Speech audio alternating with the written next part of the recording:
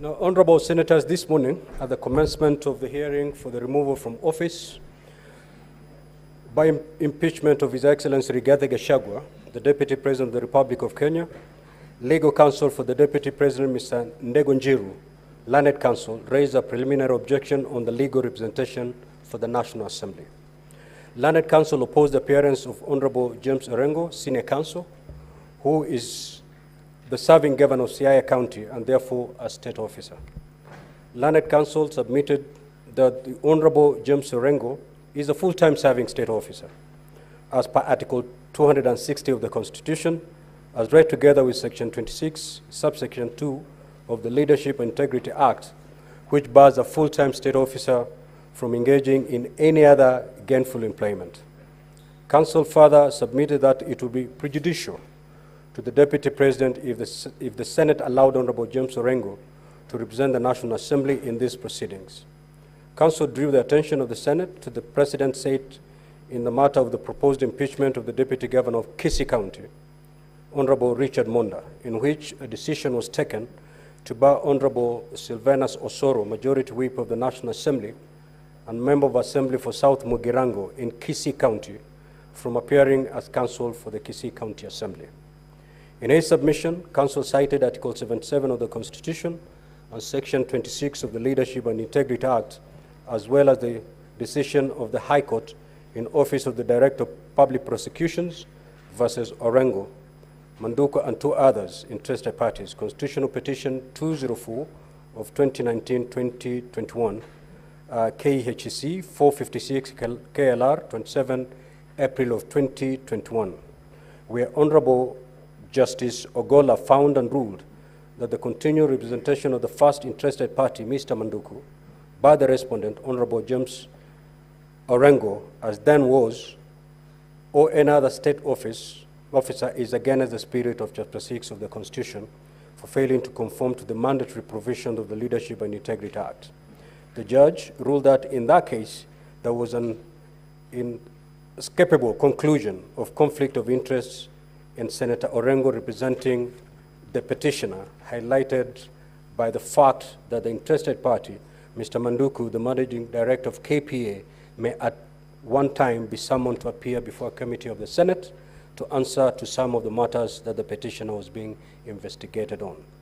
In response, Mr. Eric Gumbo, Learned Counsel for the National Assembly, submitted that Article 77 of the Constitution is the primary law that restricts activities of state officers, and it specifically prohibits a state officer from engaging in any other gainful employment. Counsel further relied on Section 26 of the Leadership and Integrity Act, which he submitted has defined gainful employment, and in this matter, no evidence had been laid that the Honorable James Orengo was participating in gainful employment.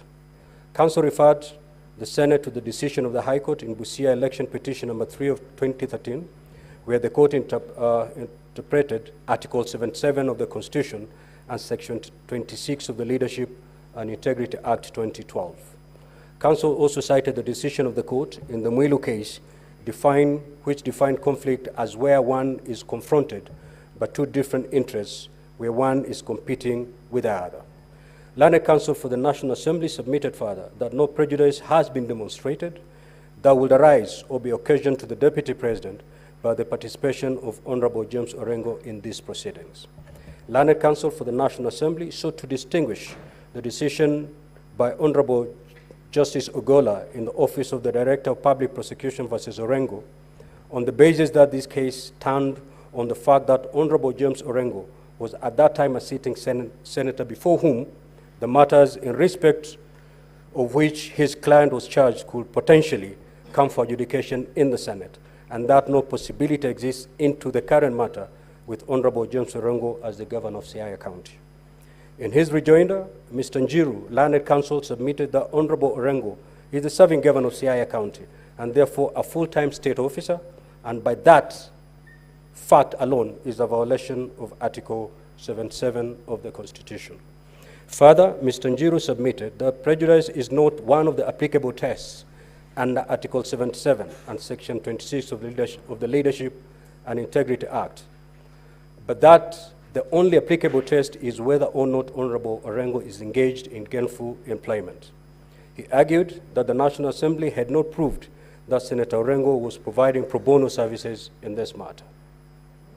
Honorable Senators, Article 77(1) of the Constitution provides that a full-time state officer shall not participate in any other gainful employment. Further, Section 26 of the Leadership and Integrity Act provides that a full-time state officer shall not participate in any other gainful employment, while Section 26(2) defines gainful employment as work that a person can pursue and perform for money or other form of compensation or remuneration which is inherently incompatible with the responsibility of the state office or which results in the impairment of the judgment of the state officer in the execution of the function of the state office or results in conflict of interest in terms of Section 16. Having considered the matter, it is important to state that a state officer must inspire confidence. However, it is trite law that he who asserts must prove. In this regard, I wish to observe that the Learned Counsel for the Deputy President did not adduce evidence to prove indeed and demonstrate that the allegation of gainful employment. In fact, it is somewhat surprising that Counsel attempted to shift the onus of proving gainful employment to the National Assembly. That argument is untenable.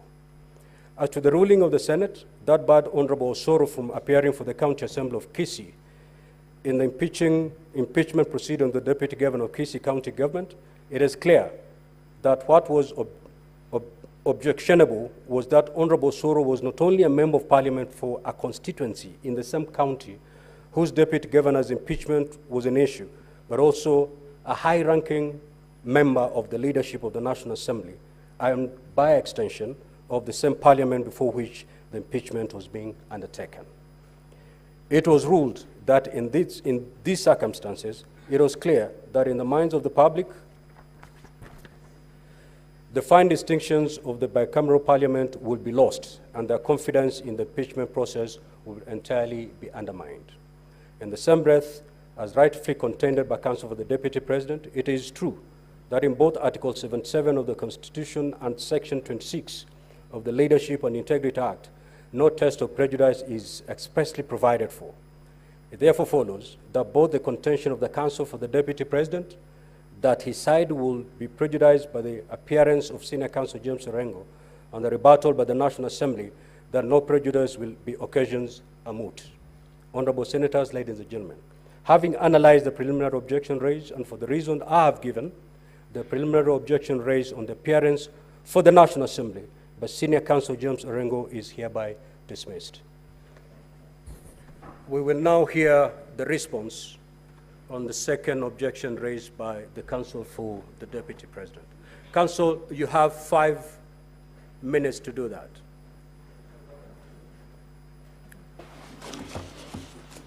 Thank you very much, Mr. Speaker, sir.